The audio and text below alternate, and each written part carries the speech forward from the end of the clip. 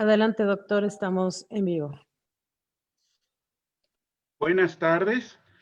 A nombre de la Universidad Intercontinental y su Instituto Intercontinental de Misionología, les doy la más cordial bienvenida a este espacio de reflexión que parte del libro de reciente publicación WIC titulado Ventanas de Esperanza, problemas filosóficos y teológicos derivados del orden social pospandemia, mismo que está a disposición para su consulta en la página de la Universidad Intercontinental y que a lo largo de esta disertación nos harán favor de poner en el chat la liga pertinente para que puedan tener acceso a él.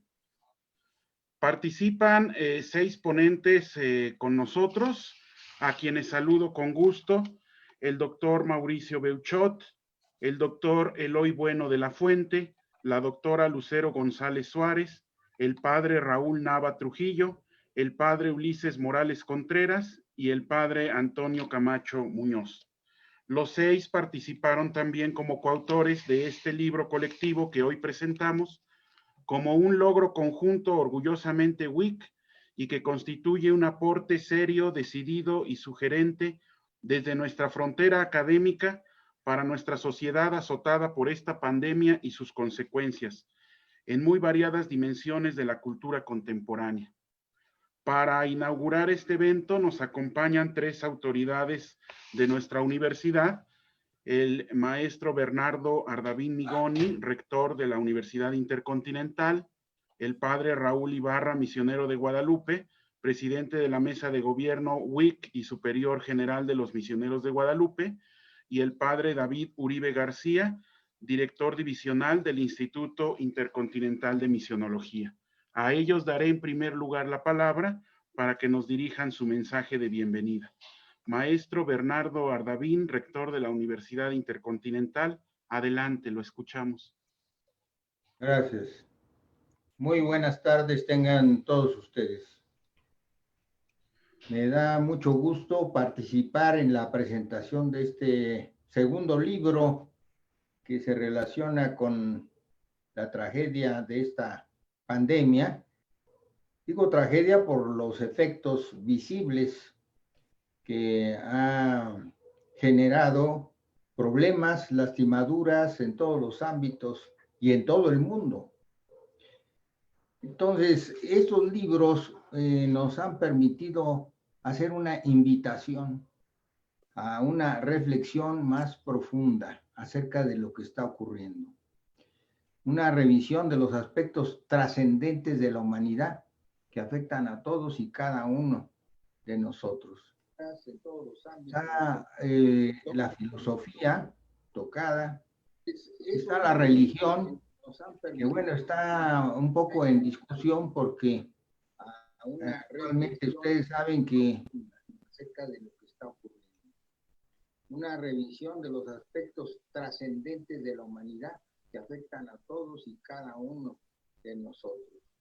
Está la filosofía tocada, está la religión, que bueno, está un poco en discusión porque realmente ustedes saben que estamos en una época en la cual pareciera que la humanidad ha volteado la espalda a Dios con todas las consecuencias. Estamos oyendo la grabación en segundo plano y eso nos hace mucho ruido. A ver si doña Gabriela nos puede quitar el ruido de la grabación del streaming. Eso. Entonces, también hay aspectos que estamos padeciendo ahorita de la comunicación, que tiene su parte técnica, pero que también tiene la parte humana fundamental de poner en contacto a las personas. La teología, que además es una parte fundamental que le da un ángulo diferente a los fenómenos religiosos. La antropología, porque ahora la discusión es acerca de quién es el hombre y la mujer. Hay toda clase de planteamientos. desde luego que como se trata de la WIC, en donde están los misioneros de Guadalupe y en donde tenemos la misión universitaria, también se trata de la perspectiva misionera fundamental en esta época en la cual el padre Papa Francisco nos ha invitado a ir más adentro, el remangarnos y acercarnos a los límites de la iglesia, porque finalmente somos 1.200 millones de católicos en una población de 7.000 millones. Entonces el Papa le preocupa desde luego que el mundo de los católicos, pero también aquel que no ha tenido la oportunidad de conocer el anuncio del Evangelio. La educación fundamental, nosotros somos una universidad, la psicología y el mundo afectivo. Yo quisiera nada más hacer notar que esto del mundo afectivo, no solo la inteligencia, sino el mundo afectivo, que se hace evidente aquí con algunos fenómenos negativos, como la angustia, la depresión. Entonces, yo creo que ante todos estos fenómenos no hay otra salida, y de alguna manera estos libros nos dan este mensaje. No hay otra salida que voltear los ojos al único asidero posible, no de ahora, sino de siempre, desde que la humanidad es tal. A Dios Todopoderoso y Misericordioso. De tal manera que felicito a todos los autores que nos han hecho estas aportaciones y también a todos aquellos que van a tener la oportunidad o la han tenido de revisar este material, que no es desde luego para darse una sentada y leerlo de cabo a rabo, sino para tener la posibilidad de reflexionar un poco acerca de estos temas tan importantes. Felicidades a todos y adelante con esta interesante presentación. Muchas gracias, maestro Rabín. Ahora le damos la palabra al padre Raúl Ibarra, misionero de Guadalupe, presidente de la Mesa de Gobierno WIC y superior general de los misioneros de Guadalupe. Bienvenido, padre. Muchas gracias, doctor Ramiro, y un saludo a toda la audiencia. Me da mucho gusto poder estar en este momento en que a escasos de 6 meses de su primera publicación, la Universidad Intercontinental, a través del Instituto Intercontinental de Misionología y de sus escuelas de filosofía y de teología, está realizando una segunda entrega de reflexiones referente al fenómeno de la pandemia del coronavirus que todos seguimos viviendo. El volumen que ahora tenemos en nuestras manos, o a su vista, por cierto, de una excelente belleza editorial, nos sorprenderá de muchas maneras, iniciando por sus interesantes y pertinentes 24 artículos de 29 personalidades provenientes de 3 continentes y de diferentes ámbitos. Nuestra misma universidad, como invitados de la Academia Filosófica y Teológica, hasta ámbitos de la investigación, la cultura, el ministerio pastoral, la misionariedad y el compromiso social en otras latitudes del mundo. El título de esta segunda entrega nos invita a mirar hacia el frente, hacia el horizonte, a través de ventanas de esperanza que nos liberen del encierro y del confinamiento vividos. El hecho mismo de haber situado nuestra reflexión desde un ambiente de pospandemia indica el anhelo de superar esta crisis lo antes posible, ante las voces que nos dicen que el COVID-19 llegó para quedarse. Lo cierto es que no podemos quedarnos solo con el vehemente deseo de querer volver a nuestra vida de antes de la pandemia, sencillamente porque ya no será posible. Mucho en nosotros ya ha cambiado y el mundo también, como lo expresan nuestros autores. Hay quien dice que la Iglesia en este tiempo de pandemia ha confortado, pero no ha iluminado. Personalmente no lo creo. También ha iluminado. Y nuestras dos publicaciones son una contribución a lo mucho que se ha hecho en el ambiente eclesial, académico y cultural. Al leer las páginas de nuestra entrega, encontraremos esas luces que iluminarán nuestra reflexión y nuestra experiencia personal para situarnos ante Dios, ante los demás y ante nosotros mismos y nuestras sociedades y descubrir los caminos a seguir en este momento de nuestra historia. Agradezco a todos quienes hicieron posible Ventanas de Esperanza, a nuestros académicos de nuestra universidad, a nuestros invitados especiales, a quienes conformaron esta bella edición y muy en especial al doctor Ramiro Alfonso Gómez Arzapalo Dorantes por su exitosa dirección en la realización de este proyecto en su segunda entrega, dando cauce a los más altos valores de nuestra Universidad Intercontinental y a su vocación misionera. Muchas gracias y felicidades. Muchas gracias, Padre Ibarra. Y ahora le daremos la palabra al Padre David Uribe García, quien es director divisional del Instituto Intercontinental de Misionología de la Universidad Intercontinental. Adelante, Padre David, lo escuchamos. Sí, buenas tardes a toda nuestra audiencia. Esta obra que ahora estamos presentando a ustedes, como lo señala el doctor Ramiro en su introducción, es consecuencia, del libro Vulnerabilidad, Esperanza y Resiliencia frente a la adversidad, reflexiones interdisciplinares frente a la contingencia del COVID-19. Y tiene el título que ya ha sido repetido, ¿verdad? Las ventanas de esperanza que pretendemos abrir en este volumen colectivo, provienen, como ya lo han dicho también anteriormente, de fuentes disciplinarias muy diversas, ¿no? Filosofía, teología, pastoral, psicología, negocios, pedagogía. Pero también optamos a abrirnos a la riqueza interdisciplinar de nuestra Universidad Intercontinental, ¿no? También señalado por el doctor Ramiro en su introducción, como son las ciencias sociales, los negocios, las ciencias de la salud y los posgrados. O sea, esto es para continuar con esta misma secuencia del primer volumen que publicamos hace 6 meses, como una reflexión interdisciplinar frente a esta contingencia que todavía estamos viviendo.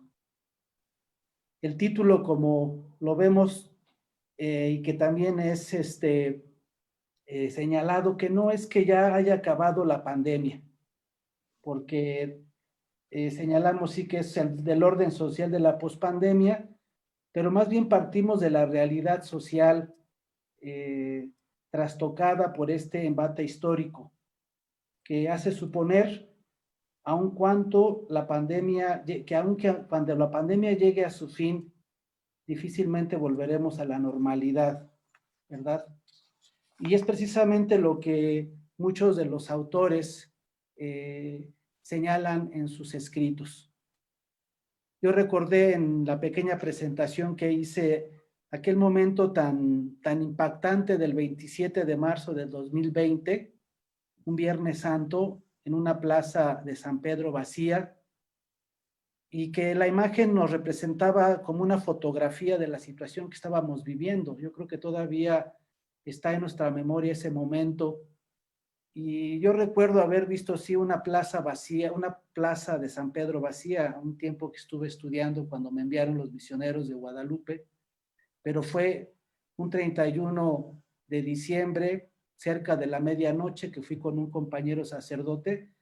La plaza de San Pedro estaba prácticamente vacía, pero lógicamente este momento de oración en el que el Papa nos invitó a recordar que estábamos en la misma barca fue muy impactante.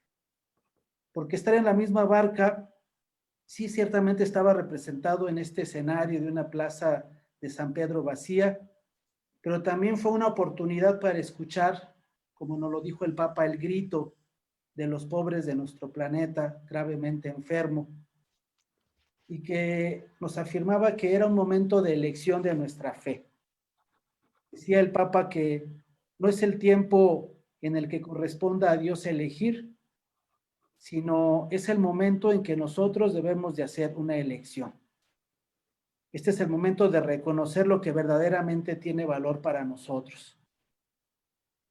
Porque ya lo afirmaba en su escrito el padre Ignacio Martínez, no te importa que nos hundamos, lleva así el título. Si permanecemos confiados, esperando que llegue la vacuna para retomar nuestro estilo de vida antiguo, posiblemente no habremos aprendido pues mucho del dolor que ha vivido muchas personas en el mundo. Estaremos pues renunciando a la profundidad de permanecer únicamente o en una actitud superficial, de creer en la ilusión de que pues todo va a volver a la normalidad, y esto pues ya no será posible. En el escrito que también nos presenta el padre doctor Eloy Bueno aquí presente, la misión universal de la Iglesia en el escenario de la pandemia del COVID-19, un proyecto de resurrección, narra precisamente ese proceso, ese dinamismo misionero, un discernimiento histórico que ha conducido a la configuración de una iglesia mundial como comunión de iglesias locales presentes en el mundo entero. Porque en este proyecto de resurrección es importante quitar la losa que cubría el sepulcro y que esa losa se convierta en un ambón en donde podremos decir que Jesucristo no está ahí, que Jesucristo está vivo, ¿no? Y ese signo de que Jesucristo está vivo nos debe de impulsar a ver el futuro con mucha esperanza.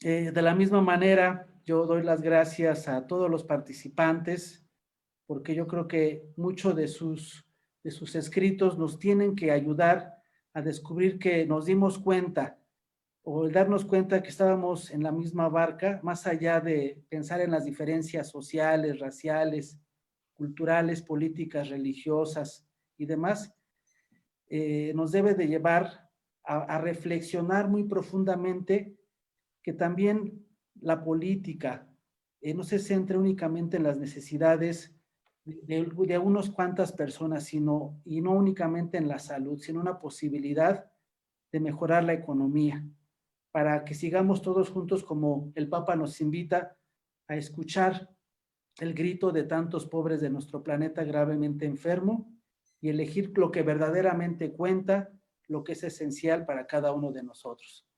Yo también doy las gracias a todos los colaboradores, porque detrás de esta obra hay muchas horas de trabajo, muchas horas de esfuerzo de todos los que colaboraron para que nosotros podamos también pues saborear y reflexionar, como nos invita también el ingeniero Ardavín, la profundidad de los escritos de todos ustedes. Muchísimas gracias.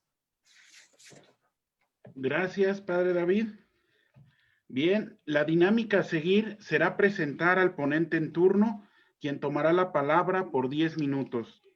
Al finalizar los 6 ponentes, contaremos con un breve espacio para confrontación de ideas entre nuestros panelistas y también para atender algunas preguntas que el público nos haga llegar a través del chat antes de cerrar nuestro evento. Así pues, en primer lugar, vamos a escuchar al doctor Mauricio Beuchot, quien es doctor en filosofía por la Universidad Iberoamericana de la Ciudad de México, profesor en el posgrado de la Facultad de Filosofía y Letras de la UNAM, investigador en el Instituto de Investigaciones Filológicas de la UNAM, donde fundó el Seminario de Hermenéutica. Colabora con la Universidad Intercontinental como investigador en filosofía. Es iniciador del movimiento de la hermenéutica analógica. Ha publicado libros y artículos sobre historia de la filosofía y hermenéutica. Miembro de la Academia Mexicana de la Lengua, de la Academia Mexicana de la Historia, de la Academia Mexicana de los Derechos Humanos, de la Academia de Santo Tomás del Vaticano y del Seminario de Cultura Mexicana. Es emérito del SNI y ha sido premio UNAM en investigación en humanidades. Bienvenido, padre Mauricio. Su turno, lo escuchamos. Muchas gracias. Buenas tardes a todos y todas. Me da mucho gusto participar presentando este libro, Ventanas de Esperanza, que, como dice en el subtítulo, abarca problemas filosóficos, teológicos y culturales derivados del orden social en la pospandemia. Como se ha dicho, tal vez no podemos hablar totalmente de pospandemia, pero sí de un orden social que nos tiene que preocupar a todos. Y lo hace con la filosofía. La filosofía también tiene que ver porque se interesa en el ser humano. El ser humano es para la filosofía el objeto de principalidad. Y los estragos que ha realizado la pandemia nos hacen pensar en lo que es, en lo que será el destino del ser humano. Ha causado mucho dolor, ha provocado mucho sufrimiento psicológico, antropológico, social, económico. En esta ocasión, después del otro libro en el que también participé, se nos ha pedido hurgar más, investigar más a fondo en la cuestión social de lo que trae como resultado esta pandemia. Como dije, ha provocado mucho sufrimiento psicológico, antropológico, etcétera, pero principalmente social.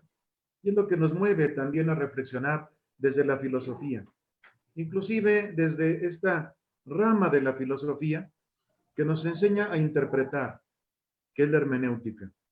Pero podríamos decir que hace una reflexión filosófica para transformar, para transustanciar la realidad que nos toca. Allí nosotros reflejamos nuestro descontento con lo ya dado, nuestra esperanza para cambiar, para tener un mundo mejor. Es lo que nos debe de motivar la reflexión filosófica, que nos lleva a la repercusión de este drama, de esta tragedia, como se le ha llamado a la pandemia, en la cuestión social. Nos preocupa sobre todo, ya en este punto, la cuestión ética y de filosofía política, que nos lleva a la reflexión de la justicia social.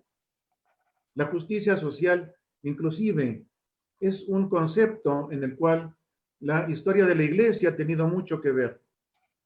Hasta se llega a pensar que el concepto de justicia social, más allá del concepto de justicia distributiva, que muchos pensaban que hacía la función de la justicia social, se debe a finales del siglo XIX a la propia Iglesia, a las encíclicas, a los dictámenes de los papas acerca de la situación en que estaban y la que tenemos ahora. Algo que me parece muy importante acerca de la justicia social, que nos debe concitar para reflexionar, para meditar en lo que nos está ocurriendo, es algo que se ha llamado los derechos del pobre. Últimamente se ha pensado, se ha investigado, se ha escrito acerca de los derechos que tienen los pobres. Unos derechos especiales, unos derechos que nos mueven a una mayor solidaridad. Como decía Juan Pablo II, hay una hipoteca que todos tenemos que pagar, que es con relación a los más desvalidos, a los más necesitados. Es la dimensión filosófica, política de la pandemia, la dimensión filosófico-moral o de ética, porque no basta la reflexión únicamente política o económica. Tenemos que conectarla con la cuestión ética, con la filosofía moral. Sabemos que la modernidad trató de desconectar la ética de todos los saberes, de la economía, de la política, del derecho, etcétera, etcétera.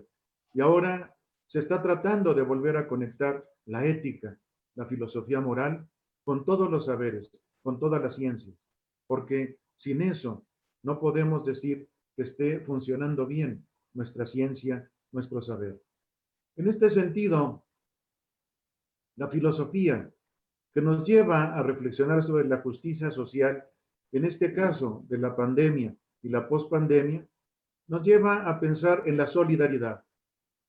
Esa es la, por así llamarla, la virtud que se necesita para este momento. Y en este caso creo que además de la hermenéutica como tal, de lo que nos mueve a interpretar la realidad como si fuera un texto, también la hermenéutica que llamo analógica tiene un papel fundamental, porque la justicia tiene el esquema de la analogía. Analogía significa en griego proporción, y el sentido de la proporción es lo que desde antiguo ha constituido el concepto de la justicia. La justicia es proporción a todos los niveles. Dar a cada quien lo que necesita. Dar a cada quien lo que es su derecho. Eso es lo que siempre ha sido la definición de la justicia. Santo Tomás de Aquino reflexionó profundamente sobre este concepto de la justicia. Lo recupera, es cierto, de Aristóteles, la justicia conmutativa, la justicia distributiva y la justicia legal. Pero ya tiene, por así decir, una visión de lo que vendría a ser ahora la justicia social. Es la consideración moral, ética, de la misma justicia en el ámbito de la política y de la economía. Es decir, debemos tomarnos muy en serio la justicia para cuando se necesite aplicar, sobre todo en esto que, como he dicho, se ha llamado los derechos de los pobres. Ha habido últimamente una reflexión, sobre todo en la filosofía analítica, donde no se esperaba que hubiera esa reflexión. Más bien eran, por así decir, los de filosofías más socialistas, los que hacían la reflexión sobre la justicia distributiva, sobre la justicia social. Pero ahora, también en la filosofía analítica, y creo que tiene también que llegar a la misma hermenéutica. La hermenéutica interpreta, pero también debe de transustanciar, debe de transformar, debe de convertir la realidad que tenemos en una realidad mejor. Es por eso también una vida social, algo que nos toca a nosotros como filósofos, como gente que está concernida con la investigación, con la reflexión, la meditación acerca del hombre en la sociedad. Termino con lo siguiente, para que se vea la importancia del enfoque filosófico. Virtudes como la participación ciudadana con solidaridad, el interés por buscar el bien común y no solamente el individual, son elementos que se van a necesitar para que una sociedad como la nuestra funcione bien en lo que nos está ocurriendo y en lo que nos va a ocurrir. Además de otras virtudes que son aledañas a ellas.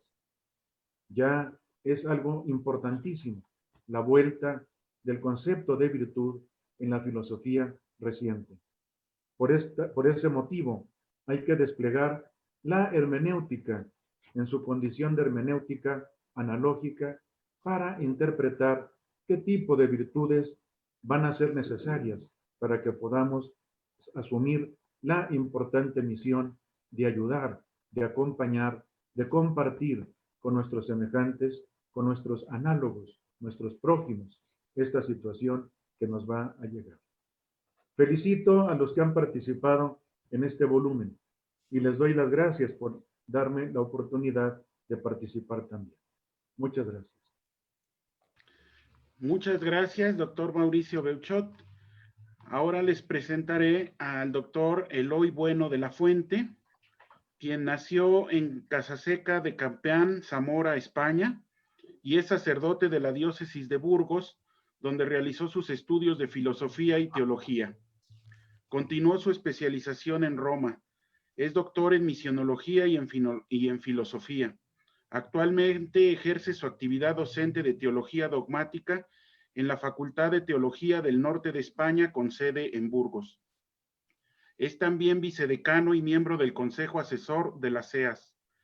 El doctor Eloy Bueno se adentra en el estudio, reflexión y experiencia contemplada en la vida de la Iglesia, misterio y sacramento de Dios en el mundo, fuente inagotable de la actividad misionera, vitalidad de su dinamismo y expresión máxima de la fe, esperanza y caridad del hombre que busca a Dios en su identidad, relación y proyecto de vida.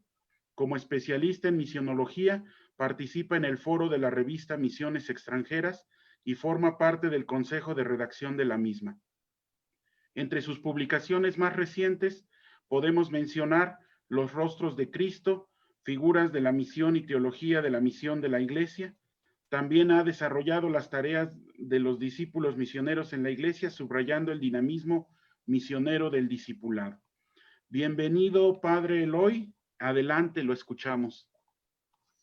Bien, pues lógicamente tengo que expresar mi satisfacción por participar en el libro y en el foro, y además también contribuir a que el nombre de la universidad se haga realidad, porque estamos conectándonos desde continentes distintos, ¿no? Y yo desde España pues me siento profundamente unido a las tareas de su universidad y al proyecto misionero, y por eso también quería comenzar teniendo un recuerdo especial a todos los misioneros que en el mundo están afrontando el anuncio del Evangelio con la atención a los dramas o tragedias de la humanidad. Precisamente con la mirada puesta en el domingo próximo, yo creo que este recuerdo pues es muy adecuado, y sobre todo la reflexión que yo he intentado con estas páginas. Porque una de las ideas fundamentales que yo suelo repetir hablando de la misión universal es que a través de los siglos la Iglesia ha ido ejerciendo su misión siempre con una mirada universal, con una única melodía, pero a la vez interpretada siempre en variaciones múltiples.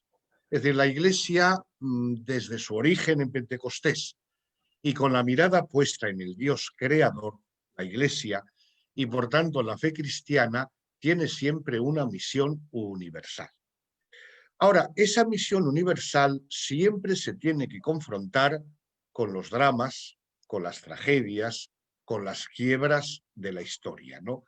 De tal manera que la universalidad no se convierte en un concepto abstracto, sino que está enraizada en los dramas que la libertad humana y los roces entre los grupos humanos van produciendo. Y la Iglesia tiene que irlo afrontando. Durante mucho tiempo, la misión de la Iglesia, sobre todo en la época moderna a partir del siglo XVI, ha tenido una concepción, por un lado, grandiosa, pero a la vez también con sus limitaciones, ¿no? Centrada sobre todo en una perspectiva geográfica de decir, la misión consiste en ir muchos kilómetros lejos del lugar de mi residencia.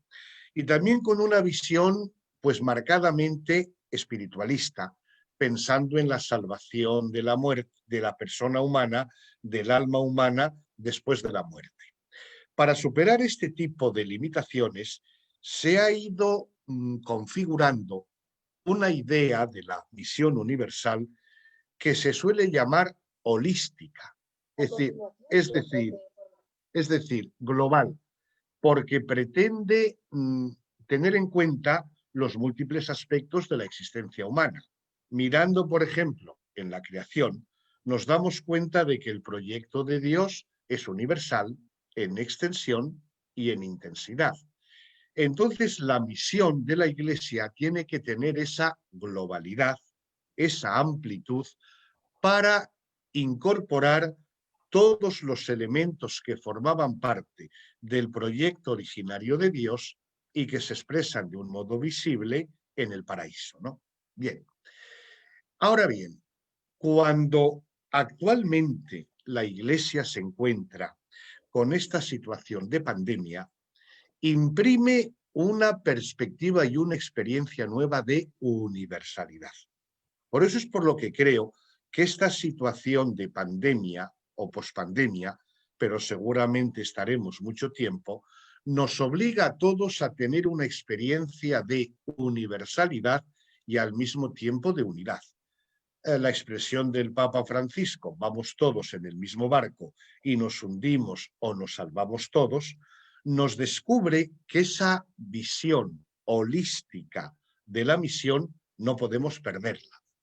Y que de modo breve yo resumiría en 3 coordenadas que cuando yo escribí estos folios me estaba refiriendo sobre todo a la inspiración que viene de Laudato Si, pero Fratelli Tutti la acaba de ratificar.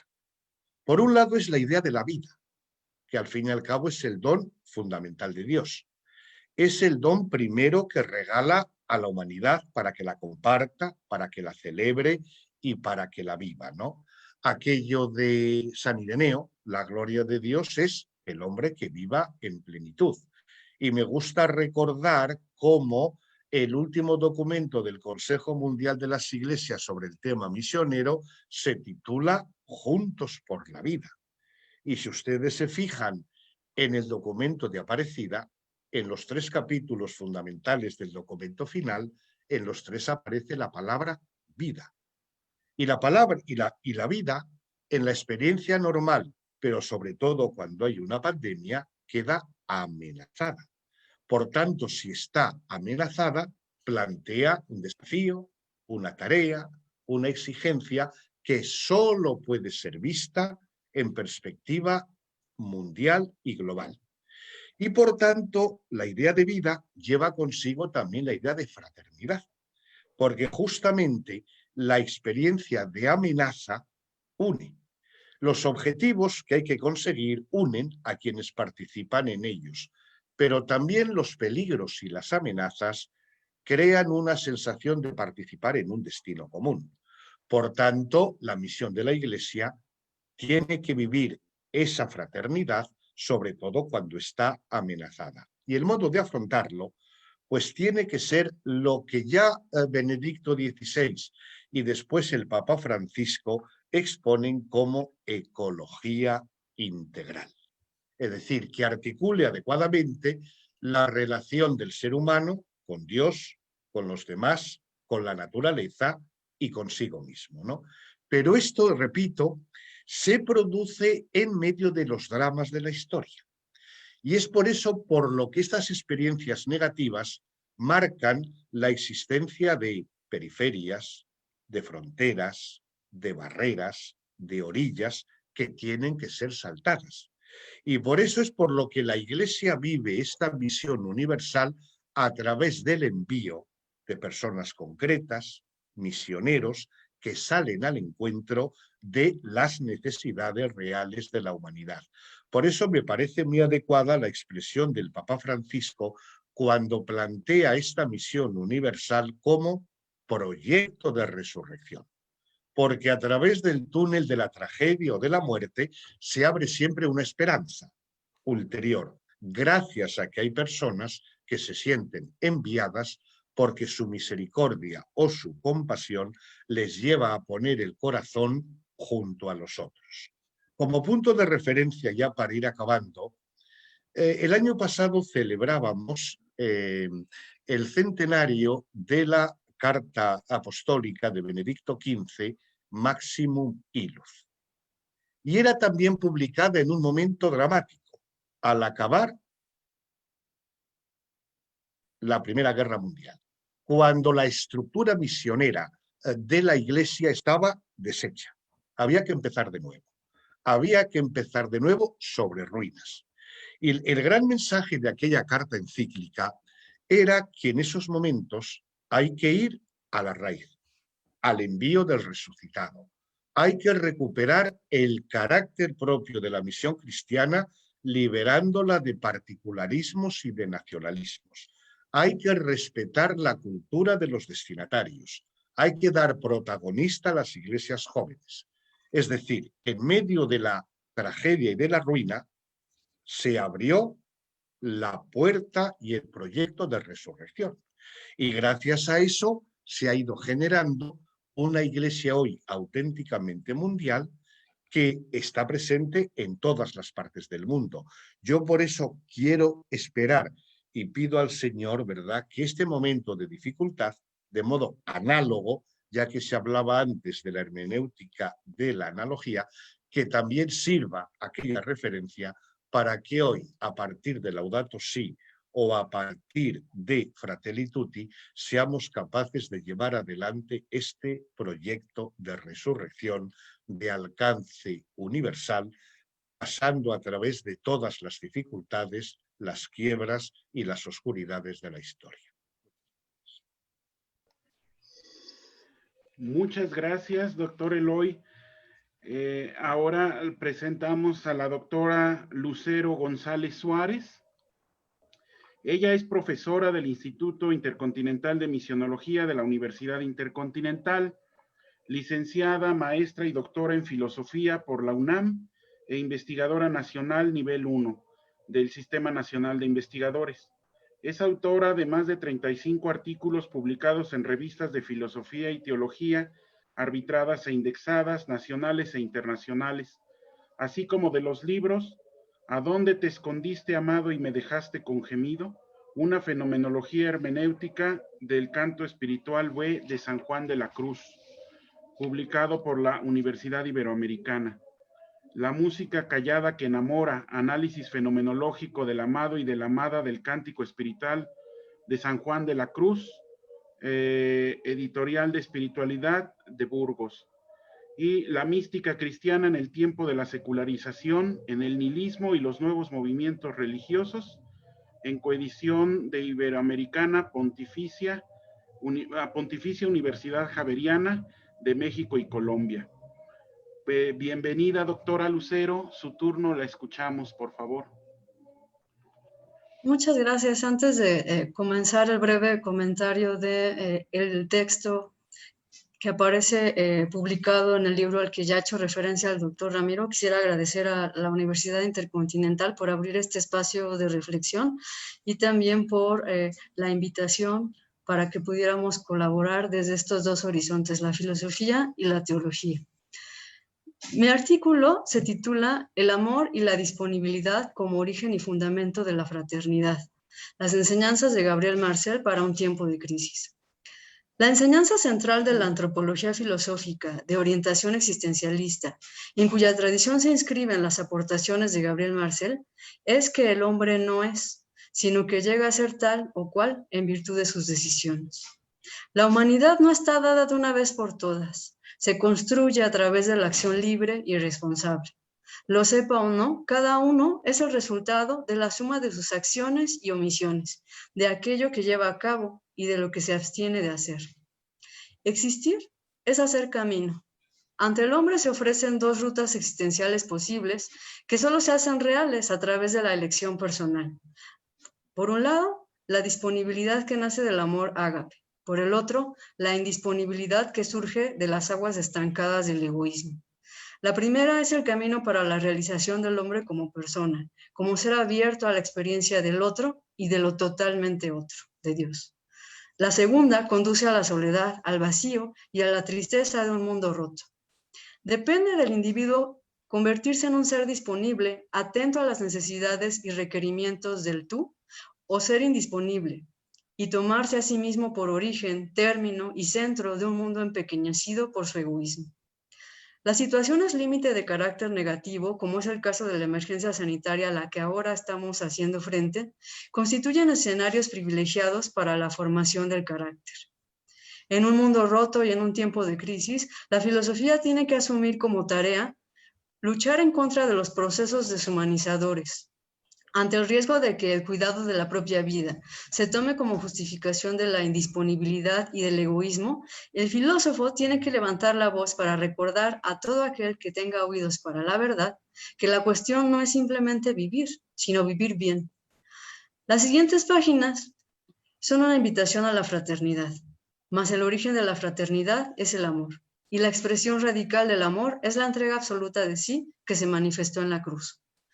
Por lo cual, habrá que decir abiertamente que el propósito de esta breve reflexión no es teórico, es existencial. Al reflexionar sobre la importancia de vivir abiertos a la solicitud de quienes nos rodean, Gabriel Marcel sostiene que la disponibilidad es una determinación esencial de la persona. Al decir persona y no individuo, el filósofo cristiano da a entender que solo alcanzamos la plenitud a la que estamos llamados cuando asumimos que la relación con los otros nos define. La disponibilidad es la apertura existencial que hace al hombre salir de sí mismo para comprometerse en el mundo. El hombre disponible está dispuesto a hacer propias las causas de los demás, a fin de generar soluciones creativas que permitan hacer frente a las problemáticas que amenazan la vida y la buena vida. Quien es disponible sabe que no se pertenece a sí mismo porque la existencia no es una posesión, es un don. El ser absolutamente disponible para los otros no se reconoce el derecho de disponer libremente de sí, como señala Marcel. Al no estar centrado sobre sí mismo en actitud egoísta, tal tipo de hombre no quiere guardar su vida por temor a perder su tiempo en la convivencia con el otro. La diferencia entre disponibilidad e indisponibilidad no radica en que la primera suponga atención y la segunda distracción. Hay cierto modo de escuchar que al nacer de una actitud de apertura revela una profunda disponibilidad. Asimismo, hay otra manera de escuchar, incluso con atención, que consiste en negarse a cualquier clase de solicitud por parte del otro. Todos sabemos, por desgracia, que escuchar no siempre significa atender a la necesidad del otro ni implicarse en la transformación de su vida. Disponibilidad e indisponibilidad no se distinguen entre sí a partir de las acciones visibles a las que dan origen. Ante la solicitud del otro, el hombre disponible puede ceder, sin que ello implique que haya en él una preocupación auténtica por quien lo interpela. Más allá de toda acción particular, la disponibilidad se expresa en la actitud total del hombre ante el prójimo. La disponibilidad es algo que se revela, nos dice Marcel, en una mirada, en una sonrisa, en un acento, en un apretón de manos. El hombre disponible, a quien no se debe confundir con quien siempre cede ante las solicitudes del otro porque piensa sacar algún provecho a la larga, es capaz de hacerse presente de forma plena cuando el prójimo solicita su ayuda. Por el contrario, se llama indisponible a quien solo momentáneamente y de forma condicionada está dispuesto a beneficiar a alguien más, haciendo uso de los recursos que tiene a la mano, siempre y cuando ello no derive en algún tipo de perjuicio personal. ¿Cuáles son las raíces existenciales de la indisponibilidad y de la disponibilidad? Respectivamente, el egoísmo y el amor. De acuerdo con San Pablo, el amor se revela tanto en la relación con Dios como en el trato cotidiano con el prójimo. Si el amor entraña sufrimiento, es porque consiste en una entrega absoluta del yo al tú. Quien ama no busca el sufrimiento, pero está dispuesto a soportarlo. Ningún sufrimiento puede destruir el amor, porque quien se ha determinado a darse a otro, sin importar lo que ocurra, mantiene su decisión. La fuerza del amor no radica en la capacidad de recibir, sino de darse a sí mismo. Gabriel Marcel definió la caridad como un don absoluto de sí. Cuando compartimos con otros algo que poseemos, eso provoca una disminución de nuestros bienes. Pero cuando aquello que ofrecemos a otro es nuestro ser, lejos de empobrecernos, accedemos a una existencia más plena. El hombre que ama está volcado hacia afuera, el egoísta está encerrado en sí mismo. El egoísta está continuamente ocupado de sí y no tiene sitio para nadie más. Tal es el hombre que se toma por centro, en torno al cual todo gravita y trata a los demás como si no estuvieran presentes. En cada uno de nosotros hay una tendencia egoísta, una inclinación que nos lleva a tomarnos por el centro del mundo y, lo que es aún peor e imperdonable, a subordinar a los otros al cumplimiento de nuestras metas. Tal actitud lleva a cada uno a no interesarse más que por sí mismo. Cuando nos dejamos arrastrar por nuestras tendencias egoístas, la capacidad para relacionarnos con los demás se atrofia a un punto tal que ya ni siquiera comprendemos lo absurdo que resulta pensar que todo se organiza en torno nuestro. Al no ser capaces de ver al otro como un ser con sus propios sueños, deseos, sufrimientos y esperanzas, solo miramos en él una oportunidad de desarrollo personal o un obstáculo que es necesario eliminar o rodear para seguir avanzando en nuestra marcha solitaria por la vida. El hombre indisponible, que ha decidido instalarse en el egoísmo, solo está dispuesto a atender al llamado del otro, poniendo a su servicio de forma limitada aquello que tiene, siempre y cuando considere que vale la pena, es decir, que el otro merece su ayuda y que sabrá aprovecharla y encima agradecerla. Afortunadamente, la indisponibilidad no es el único modo de habitar el mundo compartido. Es perfectamente posible hacer de la vida un ejercicio de amor ininterrumpido. Una de las más claras expresiones de la disponibilidad es la fraternidad. La fraternidad tiene por condición previa que el hombre esté dispuesto a salir de sí, a descentrarse.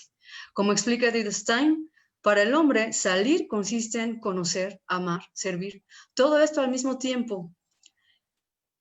Se trata de una donación libre de sí mismo en esta vida. Al preguntarse por las situaciones vitales en las que puede nacer la fraternidad, Marcel aclara, lo cito, aquello que aproxima al hombre a sus semejantes no es el hecho de compartir habilidades intelectuales, sino soñar que él, como yo, habrá atravesado determinadas pruebas, que está sometido a las mismas vicisitudes, que tuvo una infancia, que fue amado, también pensar que está llamado a sufrir, a declinar y a morir. Esta comunidad está íntimamente vinculada, si se quiere, a la experiencia de la debilidad. Solo de esta forma resulta posible dar un contenido a la palabra fraternidad. La fraternidad se funda en el reconocimiento de que nuestra condición de ser se encuentra atravesada por la finitud y la fragilidad. No obstante, si nos abrimos a la participación en el misterio de Dios, podemos hallar la plenitud que todos añoramos. La disponibilidad es una capacidad para hacer donación de lo que se ha recibido. El mayor de los dones es la propia existencia. Hasta el hombre más insensato sabe que no se ha dado a sí mismo el ser. A la existencia subyace un acto misterioso de gratuidad. Cada uno es responsable de vivir conforme al proyecto existencial del amor o del egoísmo.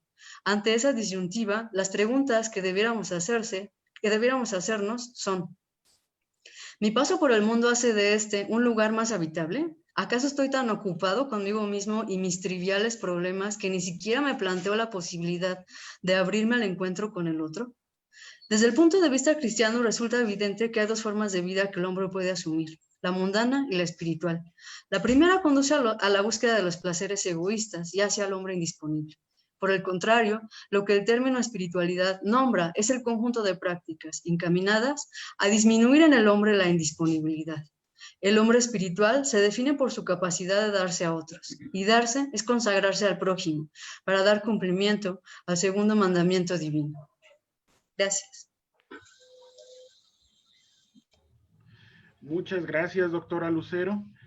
Ahora es el turno del padre Raúl Nava Trujillo, misionero de Guadalupe, quien es sacerdote misionero de Guadalupe, exalumno de la Universidad Intercontinental, licenciado en teología, uno de los misioneros de Guadalupe pioneros en la misión de Brasil, de 1988 a 1997, donde fue párroco de Cristo Resucitado, en Urucuritamba, Amazonas.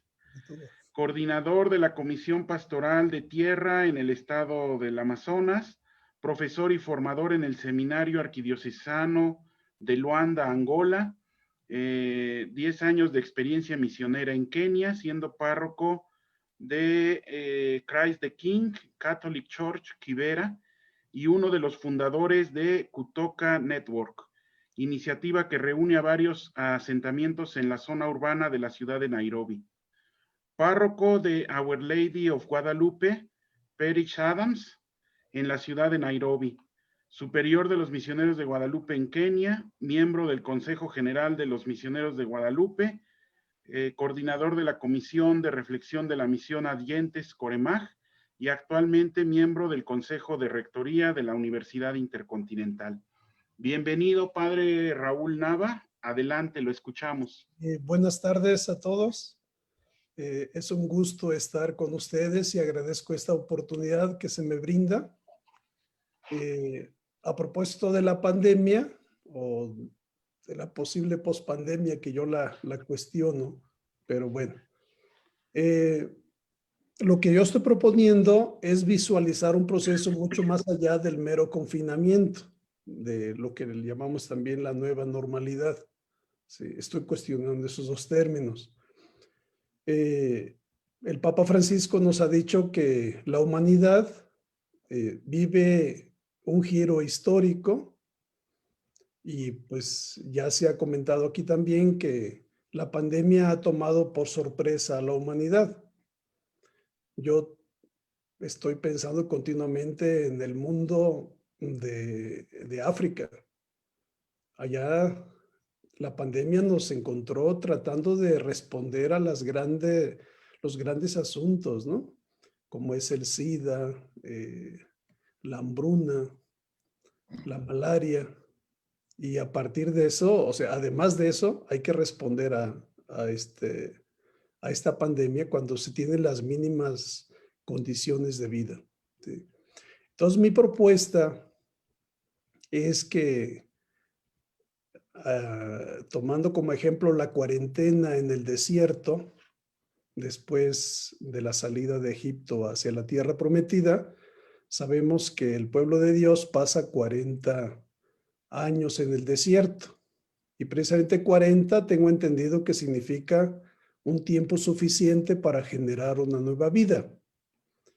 Entonces, el pueblo que viene de Egipto, huyendo de la esclavitud hacia la libertad, se encuentra con un mundo muy adverso y consigue sobrevivir. Eso ya es un gran logro, ¿sí? Pero además de sobrevivir, descubre que han sido llamados a ser engendrados como un pueblo nuevo y elegido por Dios en la profundidad de las aguas del Mar Rojo. Y ellos van de camino, o sea, están transitando por el desierto hacia la tierra prometida. Entonces ellos tienen dos opciones: o regresar a Egipto o optar por la conquista de un espacio vital. Y ellos optan por lo segundo. Entonces llega un momento en que ellos se tienen que posesionar y llegan a decir Egipto nunca más. O sea, la experiencia de estar ahí, sobre todo los últimos años, de los 431 años que estuvieron en Egipto, les dice que no es el mejor modelo de sociedad. Y más que ellos, los últimos años fueron de un sufrimiento, un flagelo enorme. Dios los llama a la libertad. Entonces hay que transitar de una mentalidad a otra. Yo ahí en el texto me pregunto, o sea, ¿nos atreveríamos a decir lo mismo que ellos? O sea, Egipto nunca más. Podríamos preguntar nosotros, ¿nunca más retroceder a la situación de hace 5 meses, de febrero pasado? Volver a la normalidad para la mayor parte de la humanidad no es una buena noticia, porque existe un empobrecimiento progresivo. Nos ha ido mal. No es una buena noticia el regresar a la normalidad, ¿sí? Entonces, lo que estoy proponiendo es que así como el pueblo en el desierto va entendiendo, va aprendiendo a que hay que crear un gobierno más participativo, yendo a sus raíces, a su experiencia de las tribus, y que lo van a implementar allá en la tierra prometida, aprenden a sobrevivir con lo mínimo, a no acumular. Aprenden que Dios es el dueño de la tierra, que Dios es ellos son huéspedes apenas ahí en la tierra. Aprenden que son participantes activos. Dios les da el agua y ellos la purifican o cavan los pozos. Dios les da la tierra, ellos la conquistan, la distribuyen, legislan para garantizar las condiciones mínimas de vida. Recordemos sencillamente la experiencia del jubileo. Le dan la libertad, le dan condiciones de vida al pueblo, garantizan muchas cosas para que haya una vida plena, ¿no? La pregunta es esa. Miramos, el padre Raúl ya decía que miramos hacia el futuro a través de una ventana, ¿sí? Yo propongo también eso, que miremos hacia adelante. O sea, febrero 2020 nunca más, ¿sí? Así como Egipto nunca más. Aquel refrán de que cuando se cierra una puerta se abre una ventana, yo lo estoy cuestionando, porque pareciera que la humanidad se encuentra en ese estado de empobrecimiento progresivo y no hay ventanas. A veces nada más hay una puerta cuando existe un cuarto para una gran familia. No hay muchas opciones. Yo vengo de un lugar donde hay muchas flores y ahorita acaban de avisar que no van a abrir los panteones. Entonces significa una desgracia para el pueblo de Villaherrero, no poder vender la flor. ¿Sí? Y la mayor parte de la población dependen de la venta de la flor. ¿Sí? Y no solamente se está perdiendo dinero, sino que la alegría comienza a marchitarse, ¿no? La vida. Y es que el aroma de las flores también alimenta la esperanza de los demás. O sea, no es nada más vender por vender, ¿sí? Es mantener la presencia delante de los santitos, delante de Dios, en los altares, en las fiestas, en fin, ¿no? Sí. Entonces lo que estoy sugiriendo es reconstruir la vida y la armonía desde el caos. Y la primera condición es aceptar que estamos en un caos. ¿Sí? Esto exige una acción conjunta. Yo la estoy pensando así a nivel mundial. Sí es posible, más con estos medios. Aquí tenemos al padre Eloy Bueno desde España acompañándonos, ¿no? Sí. Pero eso también exige un gran sentido de solidaridad, ¿sí? Una participación activa de todos y dar nuestra contribución cada uno de los pueblos desde su propia cultura. Esto no lo estoy diciendo, digamos, de memoria.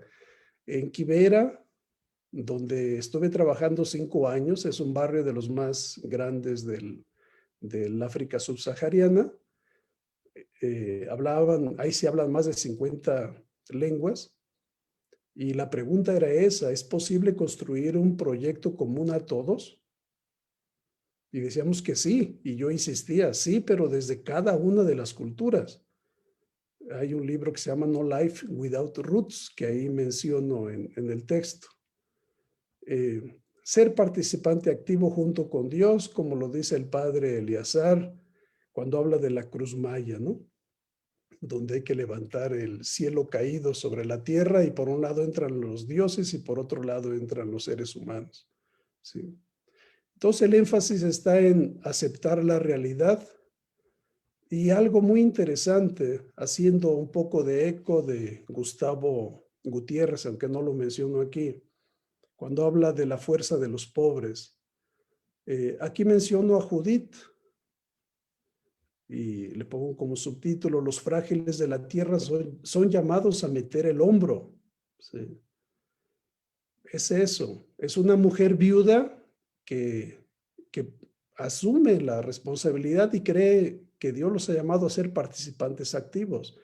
Y conocemos su experiencia, una experiencia exitosa. ¿Sí? Esa solidaridad de la que ya hablamos, yo estoy insistiendo que sea una solidaridad intercultural, donde todos seamos reconocidos, ¿sí? Que se le ayude al otro desde su cultura. Si no se considera la cultura, dice un autor que menciono ahí, no tiene sentido una ayuda ni la misma caridad hacia los pueblos pobres, ¿no? Hay que construirla desde las raíces originarias. Tejer los puentes, aquella experiencia de la India donde se van tejiendo los puentes con aquellos bejucos, aquellas raíces, ¿no? De un lado del río al otro. Es un proceso lento que se puede llevar 50, 70 años, pero es muy duradero. ¿Sí?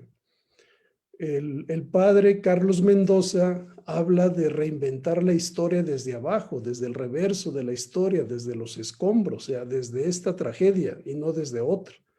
Y yo creo que es por ahí, o sea, apostar que Dios llama a los pobres, a los frágiles, para realizar una gran misión. Y sí es posible hacerla. ¿Sí? Tejer el pasado con el presente, como dice aquí el doctor Eloy Bueno, ¿no? Pasar por el presente es muy interesante. ¿Sí? Es aquel como dice el Evangelio, aquel padre de familia que saca de su arca cosas nuevas y cosas viejas, ¿no? Y va construyendo algo nuevo, ¿sí?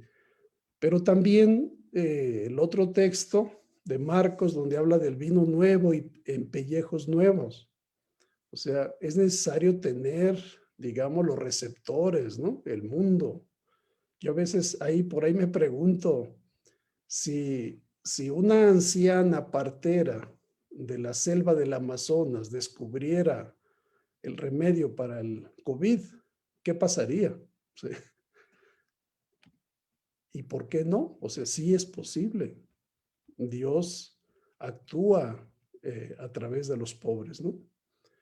Entonces, este desafío que tenemos exige acogerlo, exige discernirlo, exige crear estructuras, o sea, no es algo que se da de manera espontánea, digamos. Y yo termino mencionando así tal cual textualmente al Papa Francisco a propósito de querida Amazonia. El Papa dice que hay que promover, en este caso la Amazonia, pero eso no implica colonizarla culturalmente, sino ayudarla a que ella misma saque lo mejor de sí. Ese sentido de la mejor tarea educativa, cultivar sin desarraigar, hacer crecer sin debilitar la identidad, promover sin invadir. Y eso es un gran reto para el misionero. Sí es posible. Sí. Y termina diciendo, que es el título de mi contribución, desde nuestras raíces nos sentamos a la mesa común, lugar de conversación y de esperanza compartidas. Pareciera un sueño, una utopía. Lo cierto es que la humanidad en los momentos más críticos, ¿sí?, son los momentos más fructíferos, más fecundos. Y termino con esto que dice el Papa. En la Amazonía, aún entre los diversos pueblos originarios, es posible desarrollar relaciones interculturales donde la diversidad no significa amenaza, no justifica jerarquías de poder de unos sobre otros, sino diálogo desde visiones culturales diferentes, de celebración, de interrelación y de revivimiento de la esperanza. Yo creo, la experiencia que he tenido ahí en la selva del Amazonas y después en África, me ha llevado a convencerme que nuestra contribución debe de ser desde nuestra cultura local, en diálogo con los demás. No despreciando a los pequeños, porque ellos, puede ser que Dios nos haya enviado por ahí, con ellos, la solución. Allá en África es muy común decir que cuando nace un bebé, trae una cajita de dones, pero no son regalitos para él, ¿sí?, sino que esos regalos son para compartirlos a la humanidad. Entonces la gente está con los ojos cuadrados, ahí esperando qué es lo que nos mandó Dios, ¿verdad? Entonces es como ir a buscar en la cajita a ver si acaso nos envió el remedio del COVID o el remedio para resolver, construir la paz, y puede ser que esa persona traiga ese don. Entonces es como echar una mirada al mundo, a la humanidad, y encontrarnos, dialogar, compartir. Y gracias, me siento de veras hasta medio raro porque es primera vez que estoy participando en un evento como este. Muchas gracias, Padre Nava. Ahora toca el turno del Padre Ulises Morales Contreras, quien es sacerdote de la Congregación de Jesús y María, licenciado en Teología, licenciado en Sagradas Escrituras y magíster en Teología. Es especialista en Biblia con 10 años de experiencia docente en universidad. Cuenta con experiencia como formador de seminaristas, de comunidades religiosas y agentes laicos de pastoral. Docente de tiempo completo en el Instituto Intercontinental de Misionología de la Universidad Intercontinental y director de la revista Voces, Diálogo Misionero Contemporáneo, revista semestral de la Escuela de Teología de la Universidad Intercontinental. Bienvenido, Padre Ulises, lo escuchamos, por favor.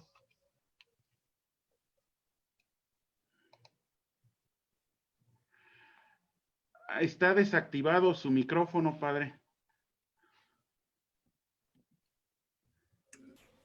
Muy buenas tardes a todos. Gracias, doctor Ramiro.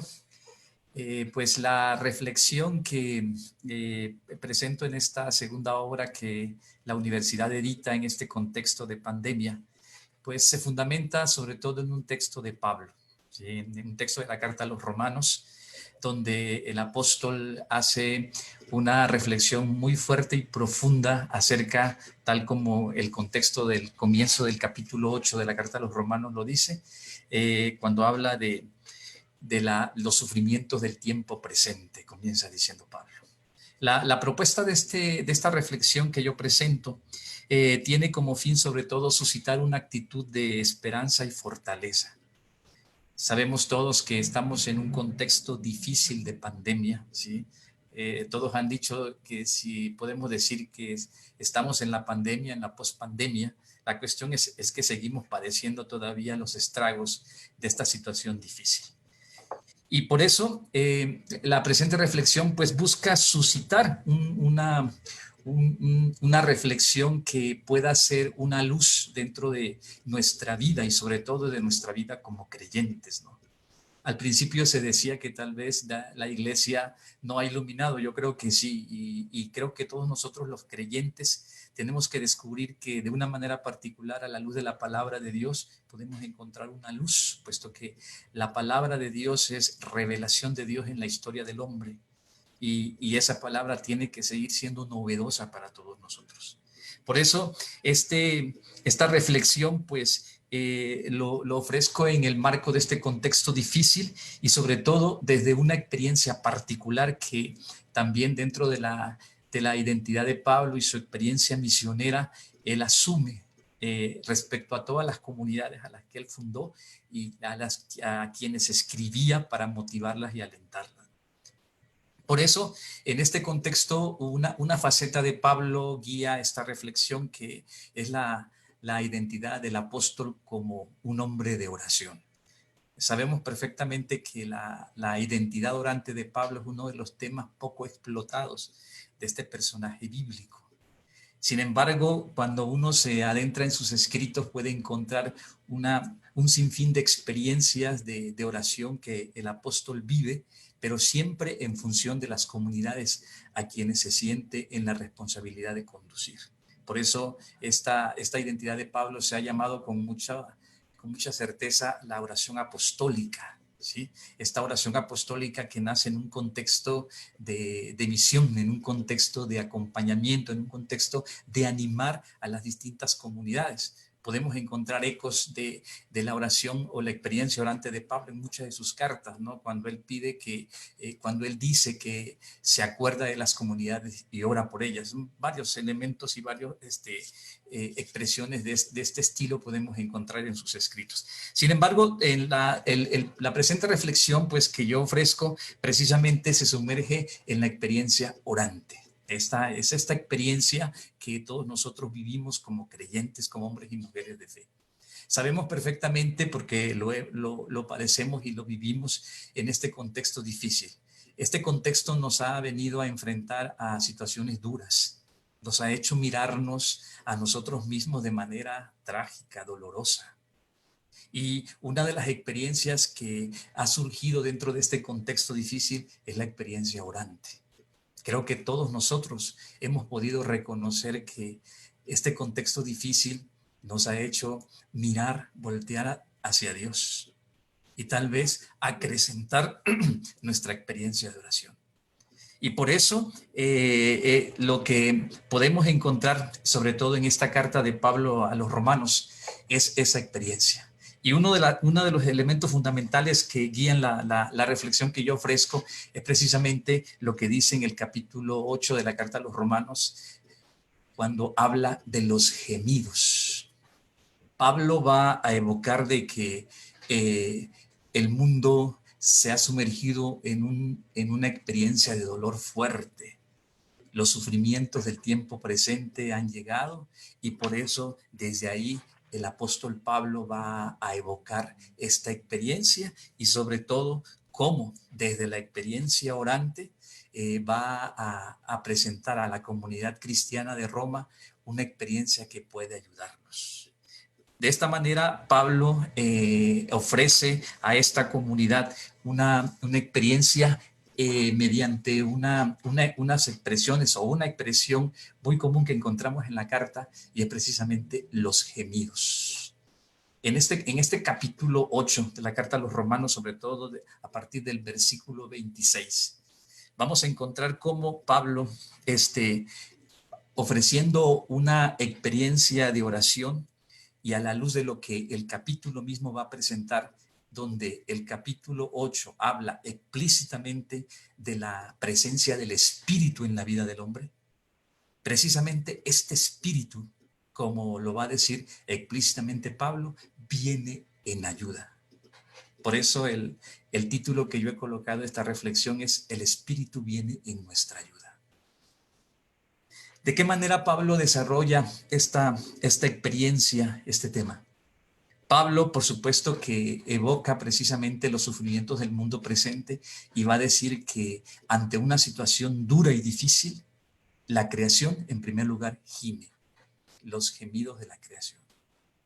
Pero también al mismo tiempo, no solamente la creación, sino que también el creyente gime, esperando ser redimido, ser liberado de esa experiencia difícil que está viviendo. Y es a partir de ahí donde el apóstol hace una profunda reflexión de que el Espíritu está presente en la vida del hombre. El hombre posee, el creyente posee las primicias del Espíritu. Y precisamente ese Espíritu es el que lo va a ayudar en un momento difícil, en un momento de sufrimiento, tal como Pablo evoca desde el principio del capítulo. Por eso este capítulo 8 va a representar un capítulo que llena de esperanza. Si lo contemplamos el capítulo 8 a la luz del capítulo 7 de la carta a los Romanos, en el capítulo 7 Pablo va a descubrir tristemente que el pecado habita en él. Y por eso casi al final va a ser ese famoso grito: ¿quién me va a liberar? Y el capítulo 8 es la respuesta, porque él va a decir: el Espíritu también habita en mí. Y es ese Espíritu el que lo va a ayudar. Por eso, cuando Pablo evoca los sufrimientos del tiempo presente, los compara con la gloria que se ha de manifestar. Es decir, Pablo mira el final. Hay un momento doloroso, hay un momento difícil, pero ese momento lo va a llevar a la luminosidad, como lo va a decir él, que es precisamente la gloria que se ha de manifestar al final de todo. Y desde esta óptica, entonces podemos entender que si Pablo habla de que la creación gime, que el creyente gime, ese gemido, ese término tan poco común en el Nuevo Testamento, porque un gemido evoca precisamente un suspiro, ¿sí? El gemido es el aliento último que sale de la profundidad del hombre. Por lo consiguiente, este gemido representa una experiencia que surge del mismo hombre. El término que en griego se utiliza, aleletois, significa precisamente lo inenarrable, que no se puede definir con palabras específicas, ¿sí? El gemido surge del hombre y de la creación. Y ante esta experiencia dura que se manifiesta tanto en la creación como el hombre, entonces no solamente evoca un momento difícil, sino que al mismo tiempo ese gemido se vuelve un grito sin palabras, un grito silencioso.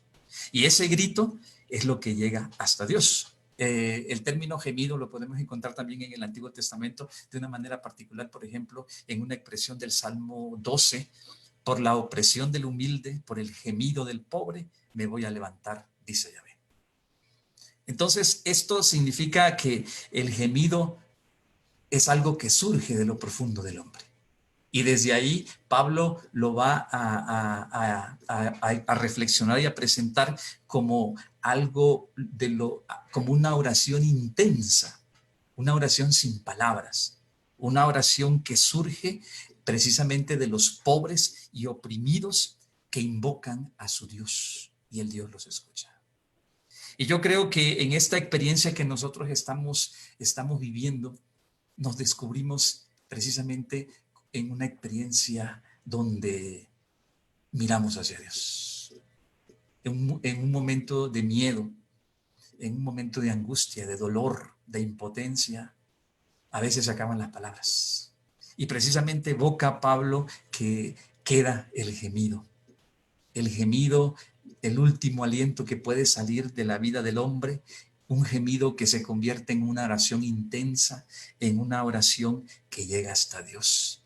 Pero lo grandioso que dice Pablo es que frente a los gemidos de la creación y a los gemidos del Espíritu, los gemidos del creyente, se unen los gemidos del Espíritu. El Espíritu viene en ayuda nuestra. El Espíritu se convierte en el intercesor que hace subir también su voz hasta Dios. Si el gemido es un suspiro y que no tiene palabras específicas que puedan expresar lo que se está sintiendo, el Espíritu viene en ayuda nuestra. Y como decía un gran profesor mío, que es como si el Espíritu Santo fuera el traductor de nuestra oración. Por lo consiguiente, el camino doloroso que Pablo traza en estos textos, pues nos sumerge a nosotros en este contexto también que estamos viviendo. Y creo yo, y con esto termino, que la experiencia que estamos viviendo, esta experiencia difícil, tenemos que vivirlo como hombres y mujeres de fe. ¿Sí? ¿Por qué? Porque ante una situación difícil, o esta situación difícil muchas veces puede hacernos caer en la desesperanza. Y si esta hora que se está presentando, que se presenta precisamente como ventanas de esperanza, yo creo que desde nuestra experiencia cristiana y desde nuestra experiencia orante tenemos que descubrir que el Espíritu está con nosotros. Ese Espíritu que nos dice Pablo, ese Espíritu que permanece en nosotros, que vive en nosotros, que está en nosotros y que viene en nuestra ayuda. Creo que como creyentes estamos llamados a intensificar esta experiencia y a renovar nuestra propia identidad. Muchas gracias. Muchas gracias, Padre Ulises. Finalmente toca el turno del Padre Antonio Camacho Muñoz, misionero de Guadalupe. Él estudió teología en el Seminario Interdiocesano Nacional de Tokio, Japón. Es licenciado en teología por la UIC. Realizó la especialización en cultura digital, redes sociales y nuevas tecnologías de la información en el Tecnológico de Monterrey. Cuenta con un diplomado en periodismo digital por la Universidad Anáhuac del Norte y la maestría en comunicación aplicada y planeación de medios, también por esta misma Universidad Anáhuac Norte. Actualmente se encuentra cursando la maestría de misionología en línea por la Universidad Intercontinental. Ha trabajado y fungido como director general de promoción misionera y responsable del Departamento de Medios de Comunicación Social de los Misioneros de Guadalupe, encargado de la Comisión de Reflexión Misión Adyentes de los MG, presidente nacional de Signis México, Asociación Católica de los Profesionales de Comunicación, secretario ejecutivo de Comunicaciones de la Conferencia del Episcopado Mexicano, coordinador de medios de comunicación de la visita a México de Su Santidad Benedicto XVI, secretario ejecutivo de la Comisión Episcopal para la Pastoral de la Comunicación. Actualmente es misionero en Japón en la diócesis de Kioto y superior de la misión de Japón de los misioneros de Guadalupe. Bienvenido, Padre Antonio, adelante su turno. Muchas gracias, pues un saludo desde Japón, Ohayou gozaimasu. Hablando de culturas y de compartir estas experiencias, quizá un poco diferente pudiéramos decir, pero en la raíz es lo mismo. Si me permiten, agradecer al Padre David que me invitó, al doctor Ramiro que ha ayudado en toda esta organización y sobre todo a mi superior general, Padre Raúl Ibarra, que siempre está apoyándonos para hacer presente esta misión aquí en Japón. Y un saludo a todos los padres misioneros de Guadalupe que trabajamos aquí en la misión de Japón. El tema al cual me he acercado, medios digitales de comunicación y la pospandemia, pues no quiero ya meter más lío en lo que ya han platicado y expresado y reflexionado. Pero si me permiten, quiero iniciar con algo que para mí desde el inicio me hace mucho eco. La iglesia existe para comunicar. Diría, no, la iglesia existe para evangelizar. Bueno, evangelizar es comunicar y comunicar es evangelizar desde el punto de vista de la comunicación. Y aquí en Japón, uno de los casos al inicio de esta pandemia fue la utilización de los medios de comunicación digitales, de las redes sociales. Si bien es cierto, Japón está de alguna manera digitalizado, y hace unas pocas semanas el nuevo primer ministro, porque hubo cambio de ministro, ha hablado de esta digitalización. Ojo, digitalización es utilizar el medio, el instrumento, el celular, la computadora, es algo muy diferente. Y como el tema del libro habla de ventanas, pues vamos a abrir una pequeña ventana. No la voy a abrir toda porque no da el tiempo, pero sí acercarnos un poco a lo que comparto en estas breves páginas, cómo la iglesia tiene que tener estos 3 elementos que para mí son fundamentales cuando hablamos de medios de comunicación: informar, formar y educar. Yo creo que ha habido mucha información de sobra, en los cuales hoy en día los ingenieros informáticos que se dedican a los Big Data han sido sobrepasados desde marzo, en que empezó a llegar toda esta información de la pandemia, y cómo el coronavirus vino a trastocar este mundo digital. Y en esto yo creo que los análogos, o nosotros que somos análogos, tuvimos una palabra que decir, sobre todo al reflexionar en esta situación, y que ustedes lo han hecho muy bien, queridos compañeros. Y en esta información que vino a caer en una infomedia, que así se le llama, fue tremenda el cambio que se vino a dar de aquellos que no utilizaban ni siquiera la computadora a hoy en día, no solo buscar qué computadora, qué celular, cómo manejar el internet y los medios. Dimos un salto digital, todos los análogos, a este mundo. Y de hecho, pues ustedes lo están haciendo, lo estamos haciendo nosotros.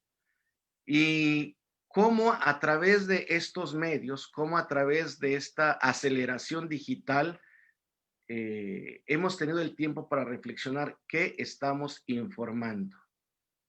Y esto da pie al siguiente punto, que es la formación. ¿Cómo nos formamos? Es decir, ¿cómo nos preparamos para esta crisis o para alguna otra crisis? Y resulta que, al menos a nivel de iglesia, no estamos preparados. El tiempo que estuve, los 7 años colaborando en la Conferencia del Episcopado Mexicano, uno de los puntos, o el punto central, era formarnos profesionalmente en los diferentes medios de comunicación y en las tecnologías de la información. Y ha sido un caballo de batalla que Troya se queda corto, porque la iglesia tenemos un miedo, un pavor a utilizar los medios de comunicación. Así como tenemos un miedo a la pandemia, a ese nivel. Gracias a Dios se han dado pasos, pero falta aún más. Y esto viene a este punto de formarnos en los diferentes medios de comunicación. ¿Para qué? Pues para comunicar lo que ya todos ustedes han dicho de una manera magistral. Y en esto, uno de los puntos que desarrollo es la iglesia y los medios de comunicación. Cómo la iglesia, desde sus inicios, y hace un momento que el padre Ulises comentaba de San Pablo. San Pablo es el ejemplo de comunicador excelente, utilizó los medios de comunicación que estaban a su alcance y ha llegado hasta nosotros, ha repercutido en cada uno de nosotros. Bueno, ¿cómo poder hacer que nosotros, a través de los medios de comunicación, repercutan en las personas con las cuales convivimos, compartimos día a día? Y ahí la iglesia, ya desde 1967, con este documento espectacular, para mí se me hace, sin detrimento de los demás, intermirífica, donde habla de 4 puntos que tenemos que tener claros, y yo los comparto, porque yo creo que como muchos hemos leído los documentos de la iglesia, pero quizá nada más de pasadita algunos, otros en lo que nos interesa o que nos formamos más. Uno de los primeros puntos es la formación de las conciencias frente a los responsables que incumben a cada individuo, grupo, sociedad, como usuarios de estos medios. Es decir, interesarnos en los demás, no nada más en mi formación, sino en la formación de los demás. Hay una invitación dirigida a los creyentes a rezar para que dichos medios sean empleados conforme al diseño de Dios sobre la humanidad. 3 intuiciones que ya están ahí y que hoy se hacen más palpables. La oración, que es importante. Emplear estos medios, pero de acuerdo al proyecto de Dios. ¿Para qué? Para recaer en lo que en la carta de hace unos días, Papa Francisco nos ha dado sobre la humanidad, cómo ser hermanos. Entonces, no olvidar estos 3 puntos. Y eso ya viene desde Intermirífica. El tercer punto que habla es el estímulo dado a los católicos para sostener con su generosidad, en un gesto de solidaridad de toda la humanidad eclesial, los gastos que exige el empleo de los medios de comunicación. Bueno, yo creo que todos ustedes han desembolsado para tener una computadora. La UI ha tenido que desembolsar para poder tener esta infraestructura tecnológica y no es barato. ¿Cómo poder acercar esta tecnología a los pobres? Aquellos que en comunicación llamamos infopobres. Y ahí es un reto que está presente para la iglesia y para cada uno de nosotros. Y el cuarto punto es poner de relieve el papel de quienes trabajan en estos medios. Y aquí ya da la intuición de que no son los sacerdotes, sino los laicos. Y aquí abre un panorama inmenso, es Intermirífica, cómo los laicos tienen que poner su diseño, su labor, su intuición, su creatividad, su profesionalismo al servicio de la iglesia y de la sociedad. Estos 4 puntos nos lleva a otro más, que es no solamente el de formarnos, sino el de educar. Y yo creo que muchos de ustedes saben, a nivel de filosofía de la educación va mucho más allá de que informar o formar. No es nada más tener conocimientos. Y aquí viene algo que la pandemia nos ha develado o nos ha desvelado, algo muy grande, que ciertamente no estábamos preparados para esta situación y en los medios de comunicación se vieron rebasados ante toda la serie de mensajes que a través de estas nuevas tecnologías y las redes sociales se transmitieron día a día. Y esto vino a traer una desinformación, una serie de errores, unas fake news que como todos sabemos y que vienen inclusive de gobiernos, de corporaciones, de instituciones que van de acuerdo a sus propios intereses y no al interés de la humanidad ni del corazón del ser humano. Pero por otro lado, la iglesia también ante esto se descubrió que tiene una gran creatividad. Varios sacerdotes y laicos empezaron a dar mensajes a través de los medios de comunicación, no solamente la Eucaristía, las horas santas, los rosarios, las infografías, etc. Y esto ahora a nosotros, ¿qué nos incumbe? Y con esto, pues yo creo por el tiempo ya no nos da más que compartir de que se tiene que dar mensajes adecuados y correctos. Y para ello hablo de que en este ecosistema digital tenemos nosotros que, ¿cómo se podríamos decir? Una estrategia digital para una transformación, no solamente digital, sino una transformación de la persona. Termino con estos 3 puntos. Presentar en este mundo digital un mensaje estratégico de la palabra de Dios. Una transformación digital, pero que transforme al hombre, a la persona. Y como tercero, tener una estrategia de transformación digital holística, de tal manera que esto nos ayude a un gran reinicio, o como ya lo comentaba el padre Eloy Bueno, de una mejor manera, a esta resurrección, y cómo nuestra misión tiene que llevarnos a comunicar mejor el reino de Dios. De lo contrario, los medios digitales estarán solamente en fierros, en adquirir una nueva computadora, pero no vamos a llegar a adquirir el corazón del ser humano. Pues por el tiempo ya no hay más, pero ahí lo tienen en sus escritos. Yo creo que después habrá oportunidad de continuar con esta reflexión y pues agradecerles a todos. Nada más abuso del tiempo, que será el último, y termino con lo que iniciaba esto. Mirar al pasado con gratitud, vivir el presente con pasión y abrazar el futuro con esperanza. Nos anima a seguir adelante y a poner nuestra esperanza en aquel que nos fortalece. Muchas gracias. Muchas gracias, Padre Toño. Pues hemos llegado a este momento final en el que no queremos dejar fuera la interacción con nuestro público que nos ha seguido. Tenemos solamente 3 preguntas, así que me voy a permitir leerlas tal cual llegaron. No las edito, así tal cual. Leer las 3 para después en una ronda de pasarles la palabra, pues si tienen algo que decir acerca de alguna o de algún punto y también en relación con lo que van comentando los demás, pues de manera breve y concisa lo podamos hacer. Las 3 preguntas son: ¿cómo y cuánto va a cambiar nuestras vidas después de la pandemia del COVID-19? La que sigue: desde el punto de vista filosófico, ¿qué enseñanza como iglesia le deja al ser humano la vivencia de la pandemia del COVID-19?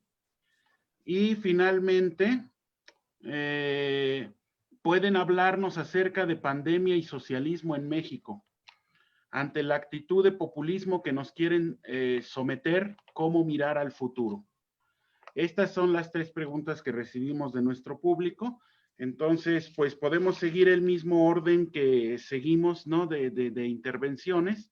Le daría en primer lugar la palabra al doctor Mauricio Beuchot. Sí, muchas gracias. Yo quisiera retomar la pregunta que se refiere a la filosofía y conectarlo con las otras 2, porque desde el punto de vista filosófico va a haber muchos cambios en la misma concepción del ser humano, es decir, lo que llamamos antropología filosófica, la concepción que tenemos de los propios seres humanos. Vamos a tener que buscar una solidaridad más profunda. Vamos a tener que cuidarnos y cuidar a los otros.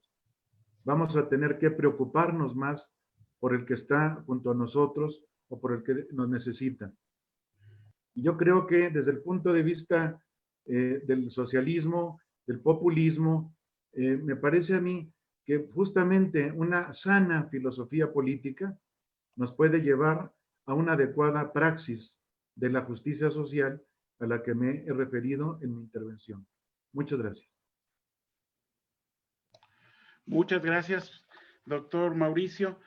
Doctor Eloy Bueno, adelante. Micrófono. Ah, padre, está desactivado su micrófono.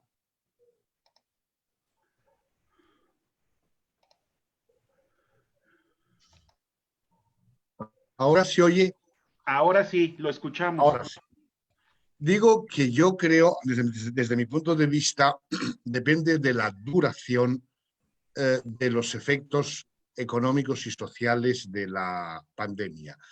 A mí me gusta poner como comparación cuando hace un siglo tuvo lugar la famosa llamada entonces gripe española, que también hizo morir a millones de personas, pues enseguida se habla también de los alegres años 20, lo cual quiere decir que los cambios antropológicos que se han venido produciendo son demasiado profundos. Entonces, si esto de la pandemia y sus efectos son breves, yo creo que el efecto será relativamente pequeño. Ahora, si se prolonga mucho tiempo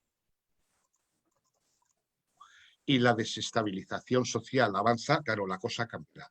Por tanto, yo creo que el trabajo hay que ponerlo más allá que significa la pandemia, sino en la evolución antropológica que se ha venido produciendo los últimos años.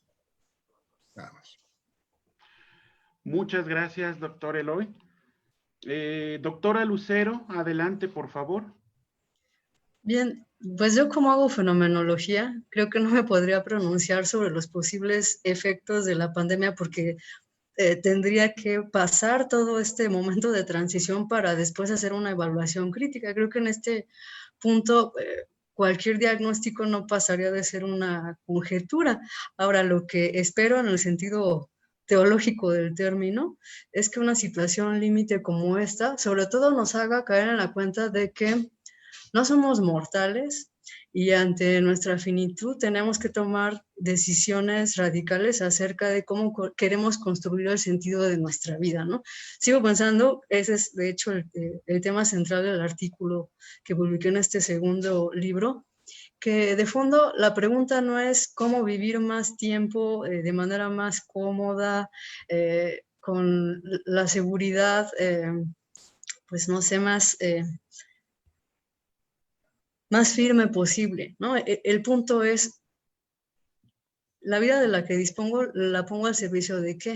El propósito que me hace levantarme cada día es cuál. Entonces, me parece que desde el punto de vista de la experiencia cristiana, pues la respuesta es indudable, ¿no? El amor, y el amor como no está condicionado, no tendría que encontrar en circunstancias como la pandemia algún límite, sino al contrario, ¿no? O sea, creo que estos acontecimientos como estos pueden sacar de la persona lo mejor o lo peor, ¿no? Y cada uno debe hacerse responsable de su propia vida ante el otro y ante Dios. Y este libro me parece que es una invitación no al egoísmo, sino al ejercicio del amor.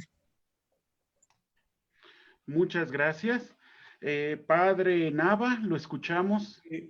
Yo pienso que uno de los aprendizajes como iglesia en relación a la evangelización, pues es una invitación a identificar nuevas estrategias para encontrarnos con el mundo.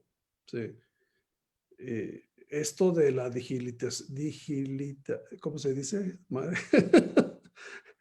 Esto de lo digital, pues sí, funciona en Japón, pero yo estoy pensando en África, debajo de un árbol y de otro, y tienes que subirte hasta un cerro para agarrar señal, ¿no? Entonces, sin embargo, hay maneras alternativas. Yo creo que tiene que ser una aproximación contextual.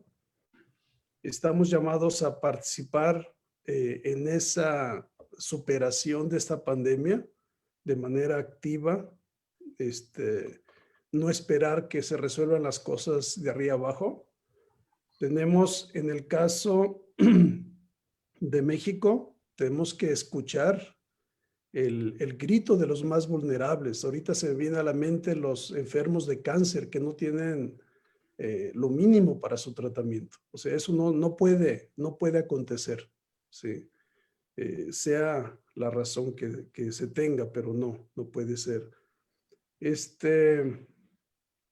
Yo creo que nuestra participación siempre tiene que ser contextualizada desde la cultura donde estamos y ir sumándonos a las redes, a los puentes que se van construyendo en la humanidad. Hay muchísimos. En ocasiones quizás no tenemos esa información o capacidad de interactuar con otros, pero hay muchísimas iniciativas en el mundo. Yo creo que con los medios podemos participar. Muchas gracias, Padre Raúl. Padre Ulises, adelante, lo escuchamos. El micrófono. Gracias, doctor. Yo creo que retomando un poco la primera pregunta de lo que se dice, si de qué manera va a cambiar la vida, nuestras vidas, ¿no?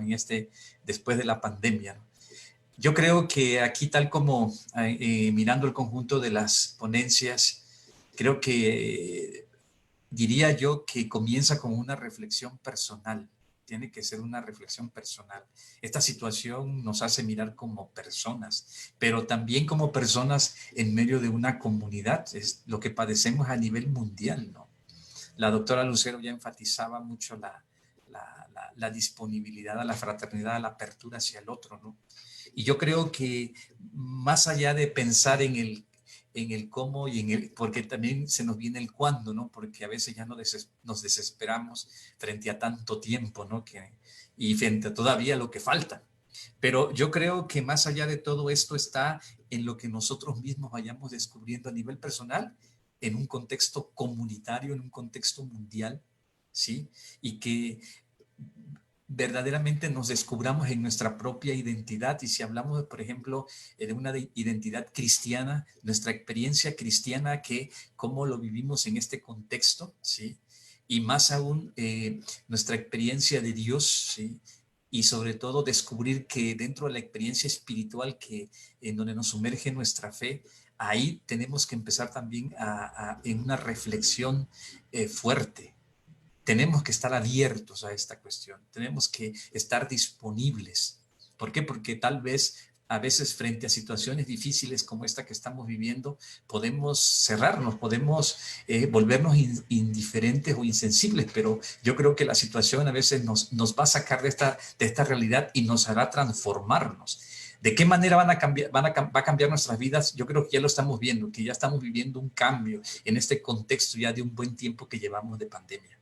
Falta todavía, cierto, sí, pero yo creo que la reflexión, la actitud que nosotros podamos mantener, sobre todo en nuestra actitud de fe, tiene que ser un elemento muy importante que nos ayude a mirar objetivamente y críticamente esta situación que estamos viviendo. Yo creo que tenemos que pensar más allá del tiempo y del cómo, sino de mirarnos y de ver cómo esta experiencia difícil nos va transformando, o sea, y tenemos que abrirnos a nuevas experiencias. Hablamos de una nueva normalidad, ¿no? Pero a veces nos resistimos a eso, porque a veces frente a la situación que vivimos, el acatar ciertas normas, ¿no? A veces eso nos cuesta. Entonces yo creo que hay que abrirnos, hay que mirarnos de una manera más profunda y más objetiva frente a lo que estamos viviendo. Muchas gracias, Padre Ulises. Adelante, Padre Antonio, por favor, lo escuchamos. Coincido en mucho de lo que han comentado, solo quisiera añadir que esto ciertamente, al menos desde acá donde estamos, ha ayudado mucho al estar preparados para lo que sigue. Y empieza desde una manera personal. Y cuando hablaba hace un rato de la digitalización, no es, repito, para que quede claro, no es el instrumento, no es el celular, no es la computadora, sino va mucho más allá. Es cómo aprovechar estas tecnologías para mejorar el bienestar de las personas. Para quien no los tenga, precisamente en esta aldea global, interesarnos por el otro, en un trabajo de sinodalidad. No podemos trabajar aislados, no somos islas. Somos una comunidad, como lo diría San Pablo, que el Padre Ulises lo sabe mucho mejor, que es como somos un cuerpo. Si nos duele la uña, le duele a todo el cuerpo. No nada más la uña dice, me duele a mí la uña, no, es todo el cuerpo. Y yo creo que como iglesia tenemos que ser más sensibles ante lo que está sucediendo en medio de esta pandemia y cómo podemos acercarnos al otro, y quizá por las distancias a lo mejor es difícil, pero a través de esta era digital podemos estar más cercanos de aquellos que están alejados de esto. Va a llevar tiempo, pero no hay que dejar el tiempo, sino empezar en el aquí y ahora, ya de una manera frontal, decidida. Y como diría el evangelio de hoy, para mí, pues no hay que tener miedo, ¿no? En japonés es una expresión muy fuerte. Osorero koto ganai. ¿De qué tienes miedo si el Señor está contigo? Muchas gracias, Padre Antonio. Agradezco muchísimo, pues primeramente la atención de nuestro público que nos está siguiendo, la participación generosa de los ponentes del día de hoy. Pues logramos una reunión muy internacional, el Padre Eloy allá en Europa, el Padre Toño en Asia.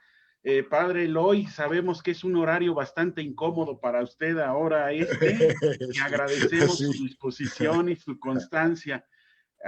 No nos queda más que invitarlos a acercarse al libro, a hacer público mi agradecimiento a los 30 coautores que escribimos los 24 artículos que componen este volumen colectivo. Los invitamos a acercarse a conocer este libro como dijeron nuestras autoridades, a conocer también el antecedente. A ambos los pueden encontrar en la página de la Universidad Intercontinental, www.wic.mx, donde también podrán encontrar la oferta educativa del Instituto Intercontinental de Misionología, la licenciatura en Filosofía, tanto escolarizada como en línea, la licenciatura de Teología, la maestría de Filosofía y Crítica de la Cultura y la maestría de Misionología. Pues los invitamos a aproximarse, conocer estas publicaciones, los demás proyectos que tenemos como universidad y pues obviamente a adherirse al libro, a conocerlo y poder continuar esta comunicación. Muchísimas gracias a todos y el apoyo siempre constante de nuestro Departamento de Comunicación Institucional. Pues buenas noches a todos. Gracias. Gracias. Que Dios los bendiga.